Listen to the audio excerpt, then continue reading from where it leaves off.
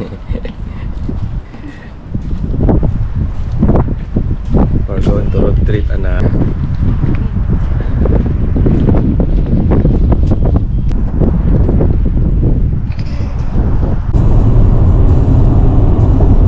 Ay, magkarera kami sa Lamborghini.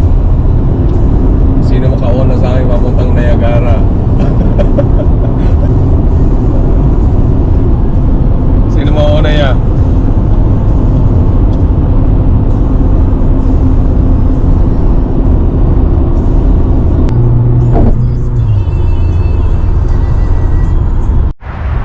What's up? Nag-stop over muna kami dito sa Tim Hortons. Si Kuya.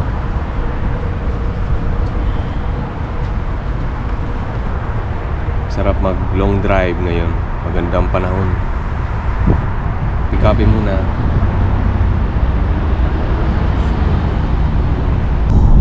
One hour na kami nagda-drive.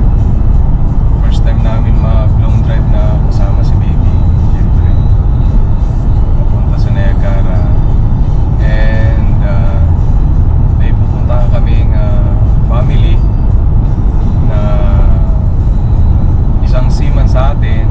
Kagaya ko, seaman sa atin. Pero dito sa Canada, na seaman din siya. Nakapasok siya dito sa maritime. Okay, let's go.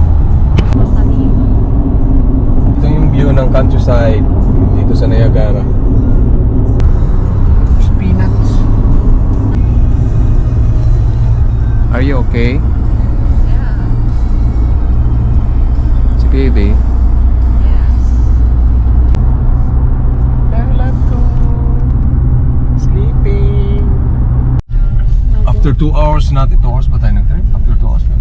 Almost 2 hours namin nag-drive. Naka-stop tayo, yung tagal natin naka-stop eh. Nag-copy pa tayo, di ba? We arrived. Turn left onto Silverwood Avenue, then turn left onto Spruce Crescent. Tapos mali pa yung address na nalagay natin, ano? Oh yeah. Yeah.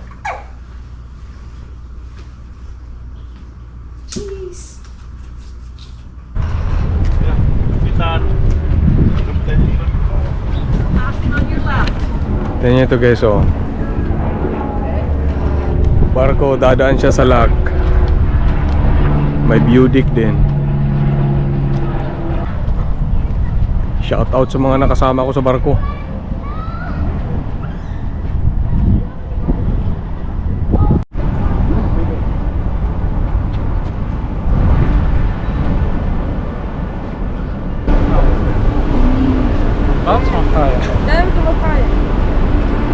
Tanong mo ba yung taas, oh? Okay. Galing sa baba, iaakyat din ang barko. Parang Panama Canal nga, no? Parang Panama yan. Shout out dyan sa mga makinista. Ang makina niyan, ano, social at the Oo, sulsi. yellow na yan. Ah, yun ang pinaka-section cup niya. Tatlo lang yan. Yung ano na yun. Pina-hold niya, tapos hindi na nasa. Tapos binubomba na ng tubig. Oo. Tapos Para bababa iangat. yung tubig. Mm. Bababa yung tubig para level doon kung mayroon naman galing dito. Isang barko na naman. Ganito guys, pag wala na yung ano, wala na yung tubig, yung pump out na sa kanal. Ganyan na siya. Yan. Ibig sabihin yan, may barko naman papasok. Pag dito na yung barko dito, ipapumpin naman nila, lagyan ng tubig para umangat yung barko. Ngayon, ililabel yun ito, ang tubig dito, ililabel doon. Sa gate na yun, sa labas na yun doon.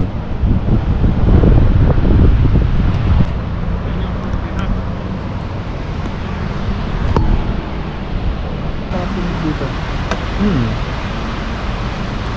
Ano, malalim na yan. Oy. CSL yan na company naman. Ano yung papasok na barko? Oo, CSL na company yan. Maraming Pilipino dyan. Siguro mga 6. 6? Galing mga kasi mo. may mga Galing official kasi Kuya Jun mo. Kuya Jun? Oo. Nadok-dok. Galing yan. Kaya lang, Sorry. medyo luma siya na... Medyo luma siya na... Ano ito? Ball carrier din to? Oo, balik din yan. Pero medyo luma siya. Good morning guys. Hindi ko natapos yung vlog yung pumunta kami ng Welland kasi gabi na yun. Madilim na masyado pagbalik namin dito ng Toronto. So ganito yun. Yung mga kababayan natin andito sa sa Canada, dito part ng Toronto, Niagara, pwede magbarko dito. Kagaya ko, oiler sa Pinas, oiler ang posisyon ko sa barko, pwede dito.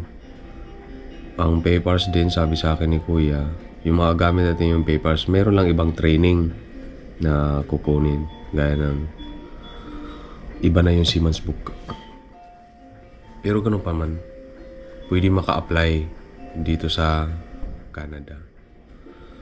Sa sahuran, sabi sa akin, malaki.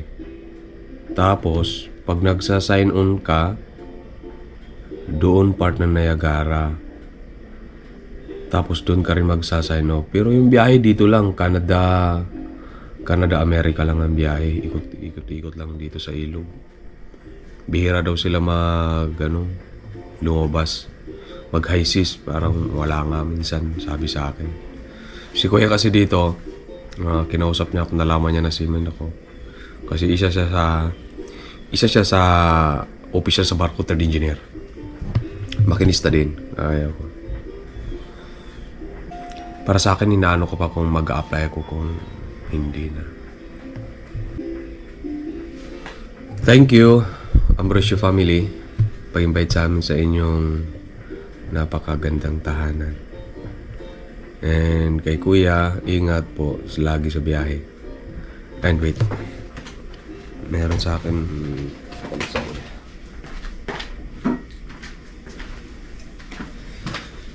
Thank you, Ya, sa pinabaon mo dito sa akin. Isang alak. Pabalik ng Toronto. Thank you.